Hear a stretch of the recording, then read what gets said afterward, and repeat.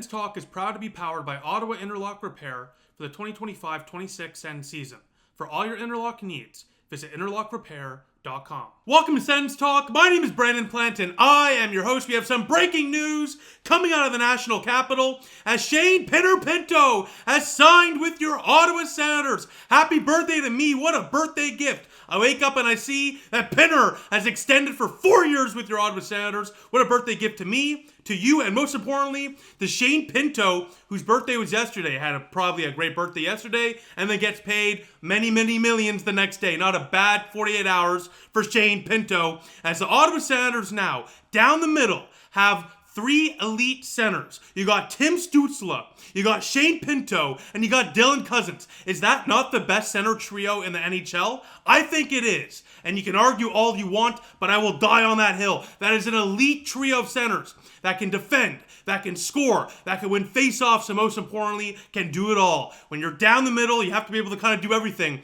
And all three of those centers are able to do everything. Unbelievable for the Ottawa Senators to have such an elite and strong center core. Again, your first wave, your first line, Tim Stützle. Next guy's out, Shane Pinto. Next guy's out, Dylan Cozens. Holy cow! I feel bad for the other teams in the NHL when they have to face against the Ottawa Senators, because my goodness, what an elite trio of centers the Ottawa Senators have for the next at least half decade. Unbelievable. Unbelievable. The Ottawa Senators in that top nine down the middle are locked up with one of the stronger cores this league will see this year and for many, many more years to come. So, obviously, when it comes to forward, centers are so important. Obviously, they control the play down the middle. They win the faceoffs. They do so much. And having three guys that are capable of not only being, top-line centers, but, being distributed throughout the lineup is insane depth. Absolutely insane depth. So what an extension here for the Ottawa Senators and for Shane Pinto, which also includes a 10-team no-trade list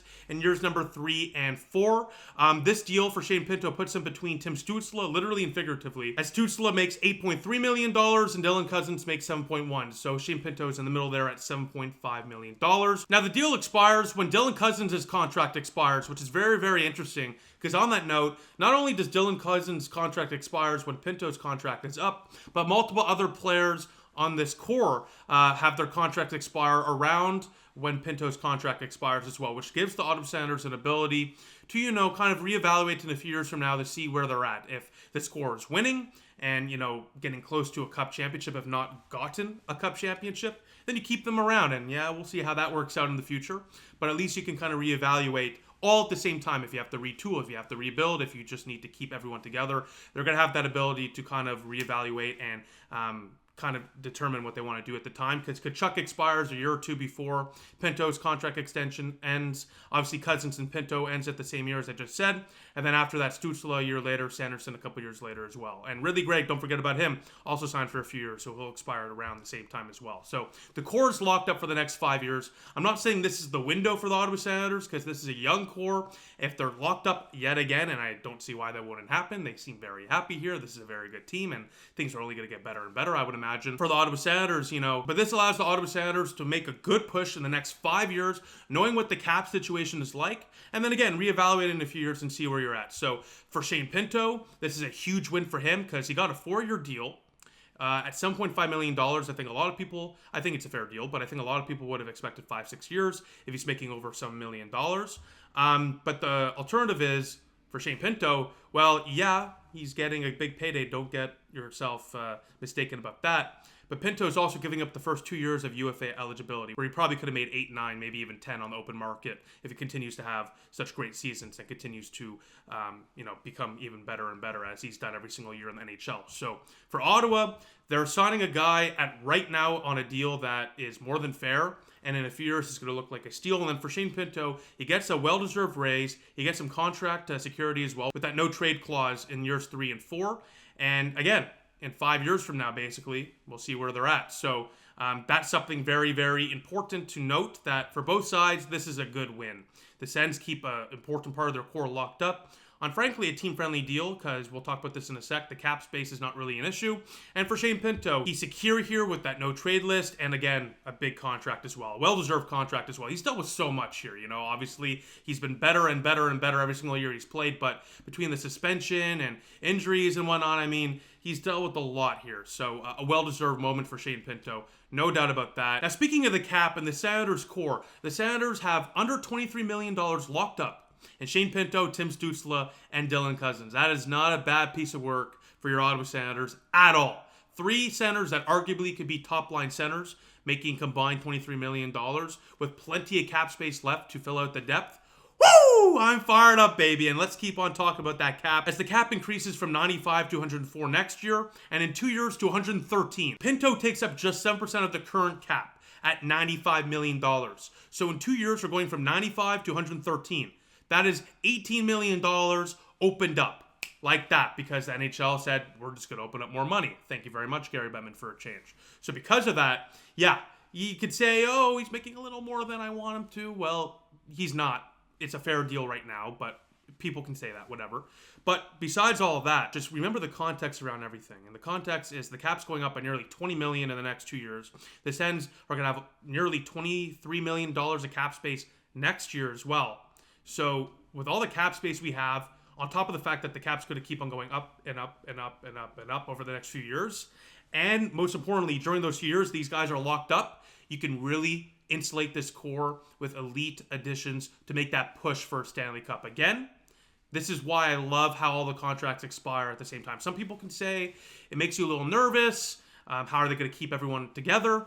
Well, if you win, it's much easier to keep everyone together. And you can win because you have everyone locked up on team-friendly deals, and you can add. So that's why I'm fired up about this deal, because this gives the Sens the ability for the next 4 or 5 years to add and add and add and add without really worrying about the cap. And then 5 years from now, hopefully they have a Stanley Cup championship, or at the very least, more wins. And that should entice the guys to keep on staying. Again, they stayed here once. Why wouldn't they stay here twice on yet another contract extension? And God knows how big the cap hit will be at that time. So plenty of space down the road to continue to add, and most importantly, to keep these guys around. Remember, these are young players. I mean, Tim Stützle is literally my age. I guess, actually, no, he's not. I'm 24 now. Today's my birthday, right? So I guess he's not my age, but they're all around my age, which doesn't really make me feel too great, to be honest. I remember growing up watching players, and now I'm the same age as the players. I mean, it's not a great feeling, to be honest with you, but anyways, let's just move on, keep the good vibes going. So yeah, no, again, I don't want to go in circles here, but the fact the cap's going up, the fact that this, again, is a fair deal now, is only going to get better over the next few years, and the fact that Sanderson, Stützle, Tkachuk, Pinto, Gregg, Cousins, etc. are all locked up for the next 5 years.